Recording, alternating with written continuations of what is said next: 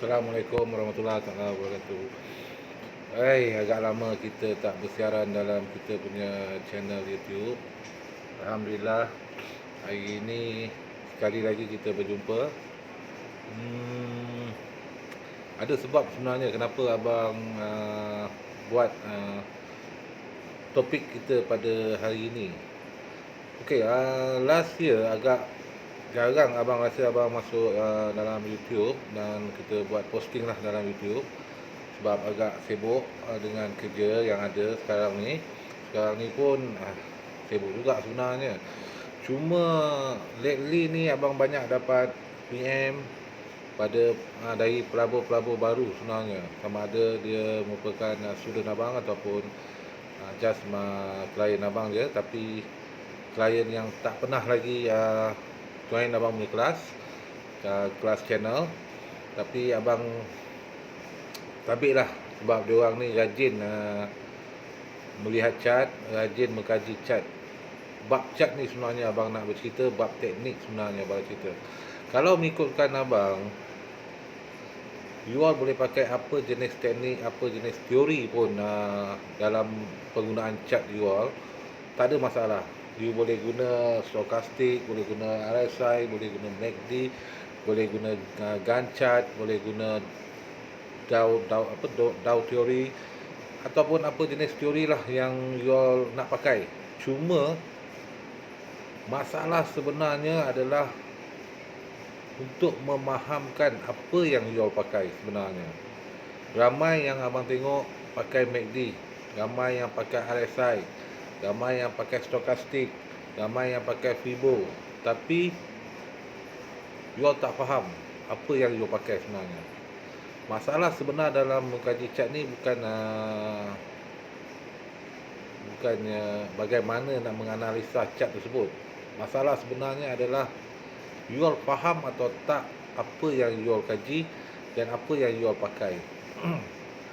Untuk mengatasi masalah ni, abang rasa ini just pendapat abang je lah. Perkara pertama yang perlu kita fahamkan sebelum kita mengkaji atau menganalisa you punya chart, fahamkan dulu setiap indikator yang you all pakai. Kalau you pakai MACD, fahamkan dia, apa itu MACD, bagaimana terjadinya MACD. Kalau pakai stokastik, fahamkan bagaimana formula stokastik, apa dia sebenarnya stokastik ni, indikator untuk apa stokastik ni. Benda-benda macam tu kena fahamkan dulu baru pakai. Kalau you just pakai je dan tengok daripada segi apa yang you rasa you faham setakat yang you tahu je, susah. Sebab you tak dapat sebenarnya dia punya inti sebenar indikator yang you pakai. So fahamkan dulu indikator tu. Ramai yang guna terlalu banyak indikator dalam chart. Ada yang pakai sampai 4, 5, 6 indikator dalam satu chart. Bukan kata benda ni salah, tak salah sebenarnya. Cuma kalau you tak faham macam mana terjadinya indikator tu, itu yang buat dia sukar. Itu yang buat kita kadang-kadang kita tersilap dalam membuat analisa kita sendiri. Jadi fahamkan dulu setiap indikator tu. Bila dah faham, baru you tengok ataupun you menganalisa chart tu dengan sangat senang sebenarnya. Tak susah sebenarnya nak analisa chart ni, memang tak susah. Sebab perkara tu sebenarnya dah berlaku. Chart yang you tengok tu dah berlaku. Kerja you untuk menganalisa dia, sama ada dia ke atas ataupun ke bawah. Tapi nak menganalisa tu, kenalah faham bagaimana cara menganalisanya. Dan apa yang you pakai dalam penganalisaan you tu, you kena tahu. Kalau sekadar tahu saja, tak cukup. Memang tak cukup. You kena faham bagaimana terjadinya indikator tu. Contoh kita ambil, katalah kita ambil EMA. EMA, ada orang sebut EMA, ada sebut EMA. EMA tu apa dia? Kenapa terjadinya EMA tu? Dan kalau indikator yang you pakai EMA tadi, bagaimana EMA ni membantu you untuk membuat pembelian ataupun penjualan. Kalau you dah tahu datang mana, dari mana ni EMA ni, hasil daripada macam mana EMA ni terbentuk, dan baru you boleh tahu, baru kita boleh guna dia. Macam mana kita nak guna dia sebagai kita punya salah satu metod untuk menganalisa chart. Kalau sekadar ikut saja, memang tak boleh bang. Memang tak boleh, sebab kita tak tahu. Kita tak tahu asal usulnya. Bagi abang, simple lah. Boleh pakai. Kita boleh pakai apa indikator you nak guna, just guna. Tak ada masalah. Kita tak ada nak cakap, okey, cikgu ni ajar guna stokastik. So, stokastik lah yang terbaik bagi dia. Tak. Kalau cikgu ni mengajar guna Fibo, Fibo lah yang paling baik sekali. Tak. Kalau Fibo yang paling baik, stokastik yang paling baik, dah ramai yang menggunakannya menjadi jutawan pun. Kan? Bukan kita kata Fibo tu tak baik, stokastik tu tak baik. Semua benda ni baik. Tapi kita sendiri yang sebenarnya tak tahu macam mana kewujudan benda tu, dan kita just pakai saja sebagai indikator kita dalam chart. Itu problem sebenarnya.